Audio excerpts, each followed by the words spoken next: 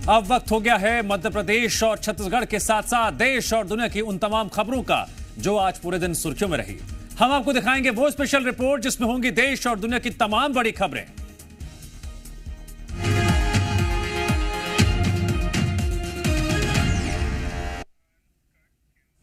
चुनावी रणनीति हो या फिर नैरेटिव सेट करना हो, बीजेपी दूसरी पार्टियों से कहीं आगे रहती है, जिसके चलते आज भोपाल में प्रधानमंत्री नरेंद्र मोदी ने रोड शो किया, जहां पीएम मोदी का यह रोड शो कुछ अलग रहा। इस रोड शो के जरिए बीजेपी ने फिर भगवा रंग को जोड़ दिया, जिसको लेकर सवाल उठ रहा है, क्या 400 पार के लिए पीएम मोदी भगवा क्रांति कर रहे हैं? स्पेशल रिपोर्ट में सबसे पहले देखिए 400 पार के लिए बीजेपी की भगवा क्रांति।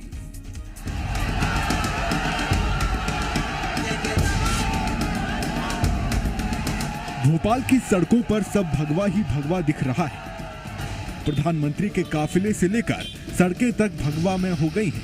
पीएम मोदी का रोड शो करीब 1 किलोमीटर लंबा है।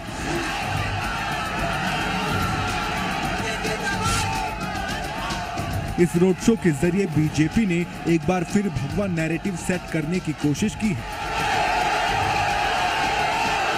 क्योंकि रोड शो में जिस गाड़ी पर पीएम मोदी सवार हैं, वो भगवा रंग में रंगी हुई है। जिस रास्ते से प्रधानमंत्री नरेंद्र मोदी गुजर रहे हैं, उस रास्ते पर दोनों तरफ भगवा रंग के कपड़े लगाए गए हैं। बीजेपी के झंडों के साथ साथ पूरे रास्ते में भगवा झंडे भी लहरा रहे हैं। रास्ते में जितनी कुर्सियां लगाई गई हैं, वो भी भगवा रंग की हैं।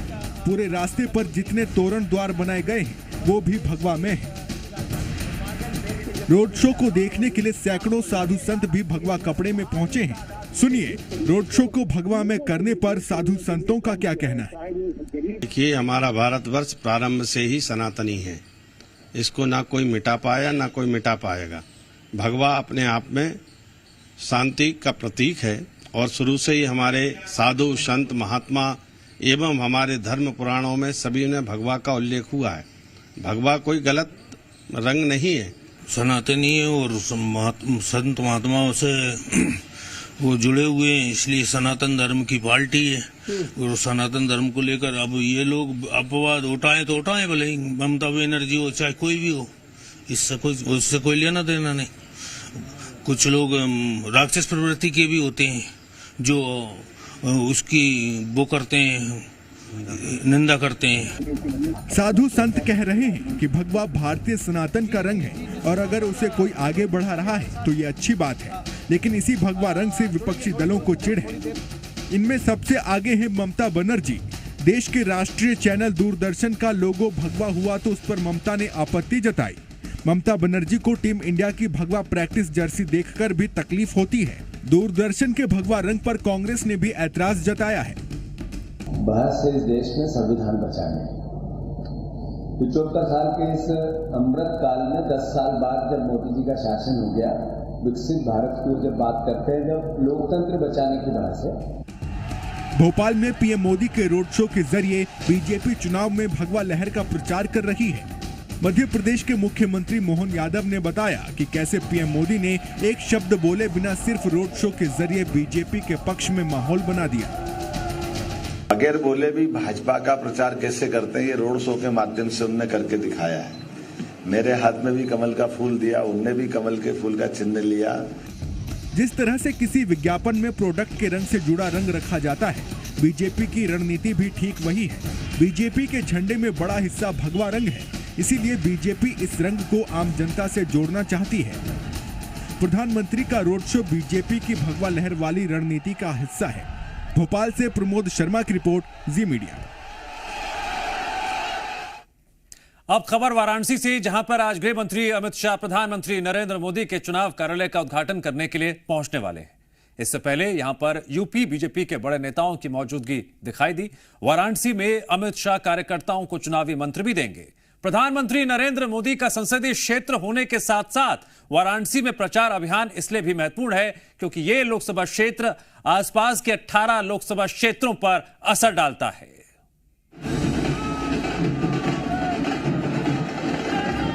2024 लोकसभा चुनाव में तीसरी बार वाराणसी का प्रतिनिधित्व करने को तैयार प्रधानमंत्री नरेंद्र मोदी के चुनाव की बागडोर 2014 में भी अमित शाह ने ही संभाली थी और 2024 में भी प्रधानमंत्री नरेंद्र मोदी के चुनाव कार्यालय का उद्घाटन करने गृह मंत्री अमित शाह वाराणसी पहुंचे। तैयारियां बता रही हैं कि वाराणसी में प्रचार अभियान से संदेश पूर्वांचल समेत पूरे उत्तर प्रदेश और बिहार तक देने की तैयारी है। वाराणसी में प्रधानमंत्री मोदी के चुनाव कार्यालय के उद्घाटन के दौरान यूपी बीजेपी के बड़े नेताओं के साथ साथ बूथ स्तर तक के कार्यकर्ताओं का शामिल होना बताता है कि बीजेपी वाराणसी को लेकर कितनी गंभीर है। यहां गृह मंत्री अमित शाह चुनावी रणनीति को लेकर कार्यकर्ताओं को संदेश भी देंगे। इसी के साथ वाराणसी से उस प्रचार अभियान की शुरुआत होगी जिसका लक्ष्य वाराणसी में सबसे बड़ी जीत हासिल करना है। वाराणसी का जो चुनाव है, जो एक प्रधानमंत्री नरेंद्र मोदी या बीजेपी का एक मानना है कि इस बार यहाँ के रिकॉर्ड को तोड़ा जाए। सन 77 में यहाँ 67% वोट पा करके सांसद यहाँ पर विजयी हुए थे। मोदी पिछली बार के चुनाव में लगभग 62-63% वोट पाए थे। तो इस बार का लक्ष्य है कि वाराणसी से अधिक जो 77 का रिकॉर्ड है उसको तोड़ा जा सके। चलिए अब आप समझिए प्रधानमंत्री नरेंद्र मोदी का संसदीय क्षेत्र वाराणसी कितनी सियासी अहमियत रखता है। पश्चिमी बिहार से लेकर के काशी प्रांत का लगभग जो माना जाता है 18 लोकसभा यहाँ से इस काशी प्रांत के क्षेत्र में है।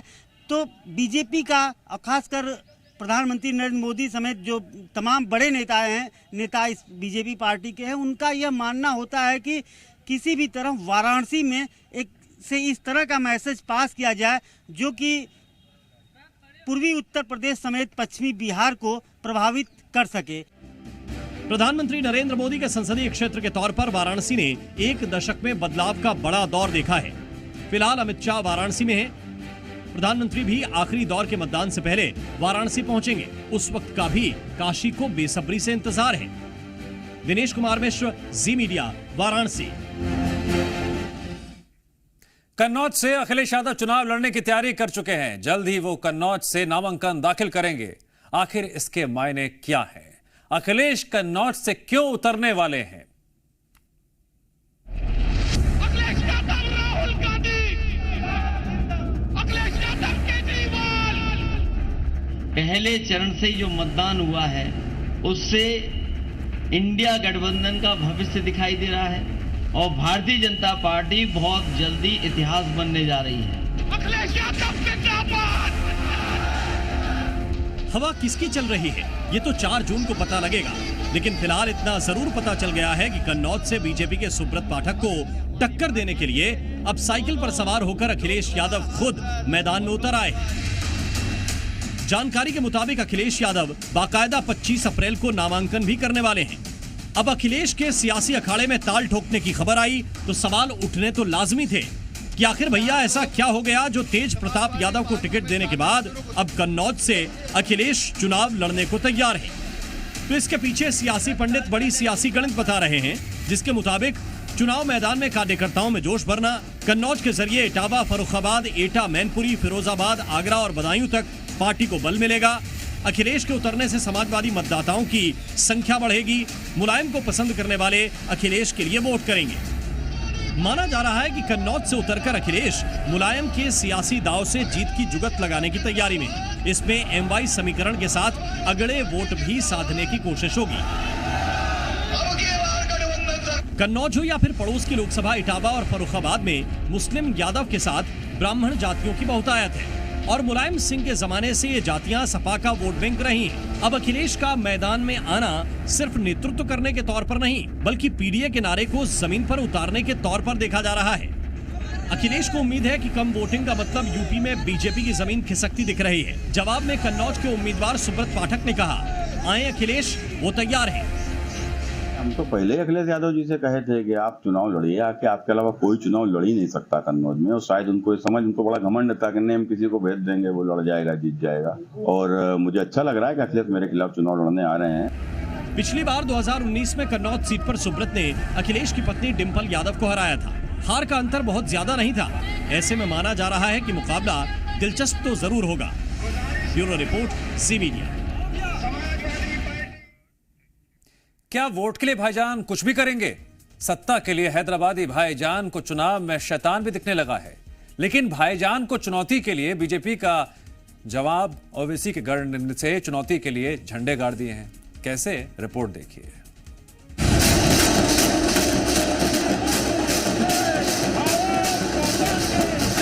शैतान की कामयाबी नहीं होगी। आम जनता के अंदर विष डाल रहे हैं। हैदराबादी भाईजान का अभेद किला गिराने के लिए माधवी लता तैयार है। हैदराबादी भाईजान का इतिहास बदलने के लिए बीजेपी उम्मीदवार माधवी तैयार है। 24 की लड़ाई में ओवैसी के खिलाफ माधवी का लाव लश्कर जब हैदराबाद की चार मीनार से गुजरा तो लगा माधवी भारत की शान और हैदराबाद की पहचान से ओवैसी के खिलाफ चुनौती का बिगुल फूंक दिया। ओवैसी की खानदानी गढ़ से आज माधवी लता ने अपना नामांकन दाखिल कर दिया। उनके लाव लश्कर में केंद्रीय मंत्री अनुराग ठाकुर भी मौजूद रहे। ओवैसी के गढ़ से माधवी लता की चुनौती वाला बिगुल बजा तो उससे पहले ही भाईजान को चुनाव में शैतान दिखने लगा। और 26 तारीख को जुमे का दिन है, मुबारक दिन है। जुमे के दिन शैतान की कामयाबी नहीं होगी, ना शैतानी ताकतों की कामयाबी होगी इंशाअल्लाह ताला। अगर कल कुछ देश में दंगा हो जाए तो जिम्मेदारी नरेंद्र मोदी की होगी। ओवैसी ने यह बयान बिहार के किशनगंज में दिया। चुनाव में हैदराबादी भाईजान को शैतान दिखने तक तो ठीक था, लेकिन दंगे की बात करके माधवी लता का तीर अपने सामने ले लिया। अभी ये चाल नहीं चलेगी। अगर वो आम जनता को बेवकूफ बनाना चाहते हैं, ये कहकर कि मैं गलत बात कह रही हूँ, गलत काम कर रही हूँ, तो आगे नहीं चलेगी। इस प्रकार का इनका व्यवहार हम लोगों के साथ है, हमारे हर मुसलमान भाई बहने के साथ है। इस वक्त देश का सियासी मिजाज गर्म है।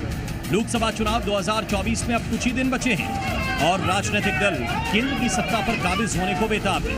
लेकिन माधवी लता और ओवैसी के बीच की टक्कर पर देश की नजर है। दशकों से यहां न सबसे बड़ी पार्टी का कब्जा है और न ही देश की सबसे पुरानी पार्टी का। हैदराबाद पर पिछले 10 बार से सिर्फ एक ही पार्टी का उम्मीदवार लगातार जीतता आ रहा है। दूसरी पार्टी का कोई उम्मीदवार सामने मैदान में टिक ही नहीं पाया।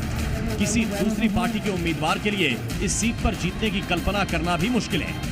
शायद हैदराबाद में ओवैसी के लिए 24 का चुनाव बिल्कुल अलग है। ओवैसी की जुबान से निकला एक एक शब्द ये जाहिर कर रहा है कि उनकी टक्कर किसी आम नहीं बल्कि खास से है। शायद यही वजह है कि भाईजान को इस चुनाव में शैतान भी दिखने लगा है। ब्यूरो रिपोर्ट, जी मीडिया। कहते हैं वक्त से डरकर ही काम करना चाहिए, क्योंकि जब बुरा वक्त आता है तो सारा गुरूर देखते ही देखते चकनाचूर हो जाता है।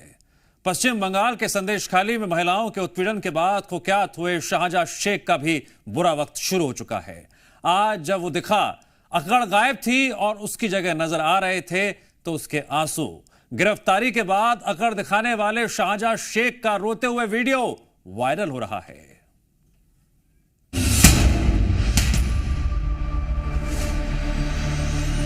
पहले दिन जब जा रहे थे खुद को बाघ बोला था, शेर बोला था, आज तो चूहा भी नहीं लग रहे।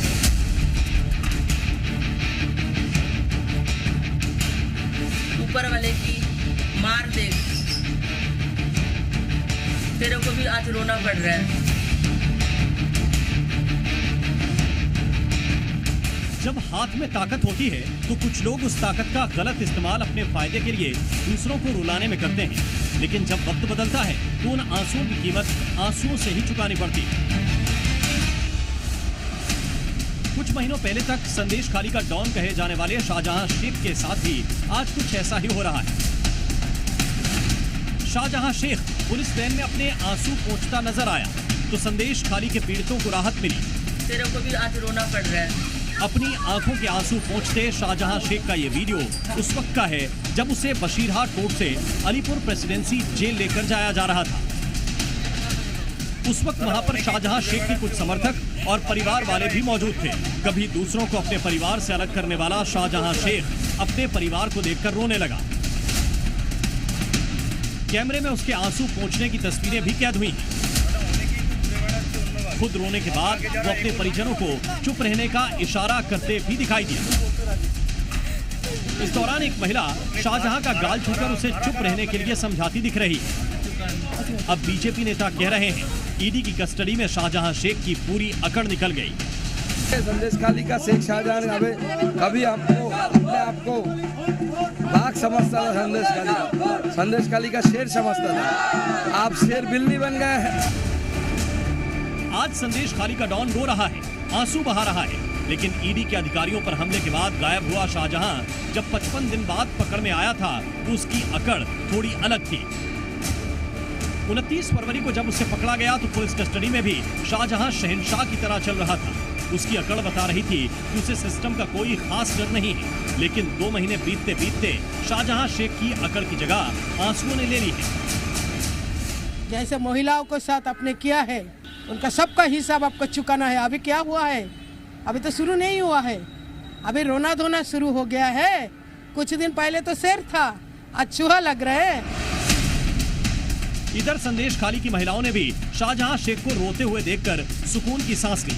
पीड़ित महिलाएं कह रही हैं कि जैसे अत्याचार शेख ने किए, आज उसका नतीजा वो भुगत रहा है। देख कैसे लग रहा है शाहजहां शेख बाप बाप को भी नहीं छोड़ता है। संदेश खाली की माँ बहन की आंसू अभी तक सूखे भी नहीं है। ऊपर वाले की मार देख, तेरे को भी आज रोना पड़ रहा है। परिवार छोड़ने की दुख कैसे होता है तू भी अनुभव कर। संदेश खाली के डॉन के आंसू निकले तो बीजेपी ने ममता बनर्जी पर भी निशाना साधा। स्वैग गायब हो गया है। ममता बनर्जी का पोस्टर बॉय बलात्कारी शेख शाहजहां एक नादान बच्चे की तरह रो रहा है। जब कानून के शिकंजे में आएगा तो उसे बचाने कोई नहीं आएगा। यहाँ तक कि ममता बनर्जी भी नहीं, वो अपने मंत्रियों को भी नहीं बचा सकी। घड़ी चल रही है। संदेश खाली में शाहजहां शेख और उसके सहयोगियों के अत्याचार का मामला सियासी हो चुका है। पश्चिम बंगाल में ये चुनावी मुद्दा बन चुका है। बीजेपी के बड़े नेताओं के भाषणों में भी संदेश खाली का नाम है। ऐसे में शाहजहां शेख के आंसू भी पश्चिम बंगाल की जनता को संदेश जरूर दे रहे होंगे। Saumit Sen Gupta, C media, Kolkata.